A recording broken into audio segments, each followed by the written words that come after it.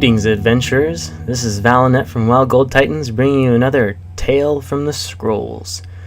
I'm going to be doing the second reading, and this will be on basically what your main character is. He is a Dragonborn, spoiler, and this is the story behind the Dragonborn as according to the game. So today we will be reading the Book of the Dragonborn. The Book of the Dragonborn by Prior Elmini Madrin, Order of Talos, Wynon Priory. Year 360 of the Third Era, 21st of the reign of His Majesty Pelagius IV. Many people have heard the term Dragonborn. We are, of course, ruled by the Dragonborn Emperors, but the true meaning of the term is not commonly understood. For those of us in the Order of the Talos, this is a subject near and dear to our hearts, and in this book I will attempt to illuminate the history and significance of those known as Dragonborn down through the ages. Most scholars agree that the term was first used in connection with the Covenant of Akatosh, when the blessed Saint Alicia was given the Amulet of Kings, and the dragon fires in the Temple of the One was first lit. Akatosh, looking with pity upon the plight of men, drew his precious blood from his own heart, and blessed Saint Alicia with his blood of dragons, and made a covenant that so long as Alicia's generations were true to the dragon blood, Akatosh would endeavor to seal tight the gates of oblivion, and to deny the armies of Daedra and undead to their enemies, the Daedra-loving Aliads. Those blessed by Akatosh with the dragon blood became known more simply as Dragonborn. The connection with the rulers of the Emperor was thus there from the beginning. Only those of the dragon blood were able to wear the Amulet of Kings and light the dragon fires. All the legitimate rulers of the Emperor have been Dragonborn. The emperors and empresses of the first Cyrodiilic Empire, founded by Alicia, Remen Cyrodiil and his heirs, and of course Tibur Septim and his heirs, down to our current emperor, His Majesty Pelagius VII IV. Because of this connection with the emperors, however, the other significance of the Dragonborn has been obscured and largely forgotten by all but scholars and those of us dedicated to the service of the blessed Talos, who was Tibur Septim. Very few realize that being Dragonborn is not a simple matter of heredity. Being the blessing of Akatosh himself, it is beyond our understanding exactly how and why it is bestowed. Those who become emperor and light the dragon fires are surely Dragonborn. The proof is in the wearing of the amulet and the lighting of the fires. But were they Dragonborn and thus able to do these things? Or was the doing the sign of the blessing of Akatosh descending upon them? All that we can say is that it is both and neither. A divine mystery. The line of Septims have all been Dragonborn, of course, which is one reason the simplistic notion of it being hereditary has become so commonplace. But we know for certain that the early Cyrodiilic rulers were not all related. There is also no evidence that Remen Cyrodiil was descended from Alicia, although there are many legends that would make it so, most of them dating from the time of Remen and likely attempts to legitimize his rule.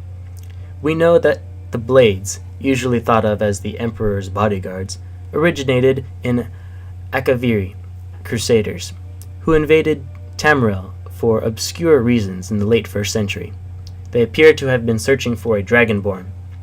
The events of Pale Pass bear this out, and the Akaviri were the first to proclaim Remen Cyrodiil as Dragonborn. In fact, it was the Akaviri who did the most to promote his standing as emperor, although Remen himself never took that title in his lifetime. And of course, there is no known hereditary connection between Tibur Septim and any of the previous Dragonborn rulers of Tamriel. Whether there can be more than one Dragonborn at any time is another mystery. The emperors have done their best to dismiss this notion, but of course the imperial succession itself means that at the very least, there are two or more potential Dragonborn at the time.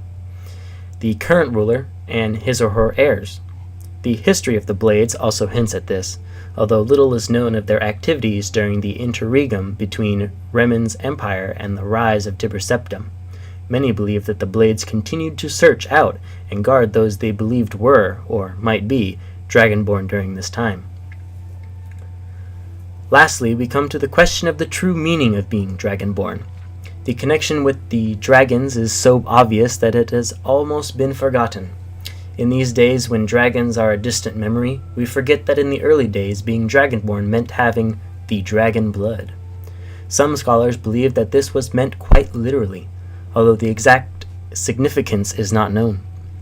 The Nords tell tales of Dragonborn heroes who were great dragon slayers, able to steal the power of the dragons they killed.